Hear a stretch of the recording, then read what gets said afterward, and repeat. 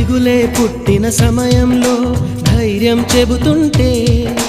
గొడవే పెట్టిన తరుణంలో తిడుతూనే వేడుకుంటే, కష్టం కలిగిన ప్రతి పనిలో సాయం చేస్తుంటే, విజయం పొందిన వేళలలో వెనుదట్టి మెచ్చుకుంటే, దాపరికాలే లేకుంటే లోపాలను సరిచేస్తుంటే, ఆట పాట ఆనందం అన్నీ చెరి సగమవుతుంటే ప్రేమంటారా కాదంటారా? ఒకరికి ఒకరై ఉంటుంటే,